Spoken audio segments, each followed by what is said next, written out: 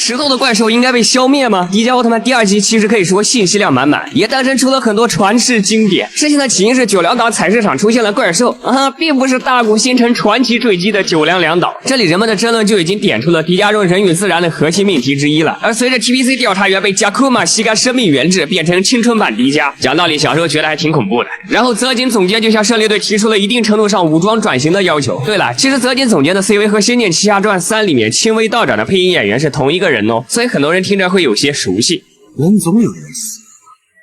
我为什么不能有这样？另一边，泽井总监也是亲力亲为自己来采石场了解情况。可惜对于怪兽的样子，工人们众说纷纭，这点记住后面要考。然后就到了野瑞经典开设的新手迪迦奥特曼培训班，这里也能看出来第1集确实有很多迪迦本体的战斗意识，不然大古也不会说出一句传世名言。既然这样，一开始就用红色形态作战不就行了吗？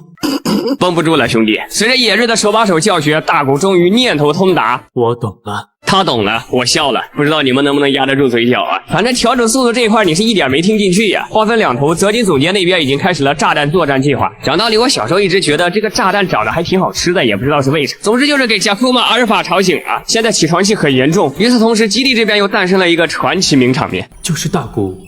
变成光。泰国咖喱，其实这是个翻译问题，经典日语谐音梗。本身因为日语的大古 daigo 对应泰国发音，光 kikali 对应咖喱的发音，所以要贴合国语语境的话，个人感觉真翻译成大古熬成汤，好像违和感会低一点。不得不说，网友很多时候确实很有才啊。而随后优莲认证了大古超古代血脉的事实，但此时的大古对自己的另一重身份表现出的更多的是害怕与不认同，于是他就把万代的正版神光棒给扔了好心疼。另外提一句，其实这个神光棒是拍摄用的特殊道具棒，也就是粉丝口中的水晶棒，总体比变身开合时候用的另一个道具的质感要精致很多，但是不能光翼展开，所以更多的是用于观赏而不是把玩。而随后两者便就超古代的事情进行了探讨，什么巨人与超古代人们的去向等等，并且优莲还点出了一件非常重要的事，但是你不一样，因为你既是光又是人。光人二相性这个事儿确实还是太超前了，但却是贯穿全剧的重要线索，很快就会在下面的剧集进行第一个回收。而大古也在短暂思考过后，暂时接受了这个设定。紧接着胜利队出击，真王牌驾驶员丽娜队员搭载着武装后的1号小燕子出战贾库玛阿尔法，但是显然经验不足，然后就坠机了。不过2号小燕子的德克萨斯光束威力惊人，居然真的一炮给贾库玛干掉了，也算是出道即巅峰了。然后就在大家的欢声笑语中，绝景开始了他的言出法随模式。不过才一下很不过瘾呐，我真想再一次跟怪兽交手。好了，该轮到我笑了。当当当当，加库玛贝塔闪亮登场，这也回收了之前工人们争论的伏笔。大伙儿其实都没错，因为有2只怪兽。于是大古开启了第一次主动变身。这里还要夸一下细节，那就是大古化汤的一瞬间，贾库玛居然有眯眼后退的动作，尤其是这个眼睛的开合实在是太传神了，不得不感叹当时制作人员的匠心啊！而且严格来讲，这应该是大古的意识正儿八经主导的第一战了。特摄场面也毫不含糊，手刀特效拉满，几个空翻也是给全藤俊辅的身材秀得飞起。而且贾库玛贝塔不知道是不是因为双马尾的原因，所以技能也是层出不穷，什么冲击波、电疗以及能够伸缩的利爪，物理攻击和魔法攻击全都有。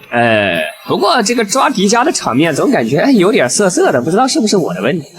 甚至他还能把双马尾掉个头变成利器，而且其石化光线也差点是把迪迦变成手办了。不过随着大古践行之前的理论，既然这样，一开始就用红色形态作战不就行了吗？专属快乐形态上线了，一键变壮，皮眼直接换成了中村浩二，不仅是体型变了，更是肉身直接扛住背部破坏光线，并且就此觉醒了断脚属性，在对部位破坏的路上一去不返。最后则是迪拉修姆光流的首秀，想道理小时候经常和发小 cosplay 这个技能，之前一直不明白为啥这个球没有被扔出去，后来看到技能名字叫光流也就释怀了。而可怜的贾库玛贝塔最终也是化为了石堆，并且消散于世间。最后就是取名名场面，有请宗方副队长发言，叫他巨山超力霸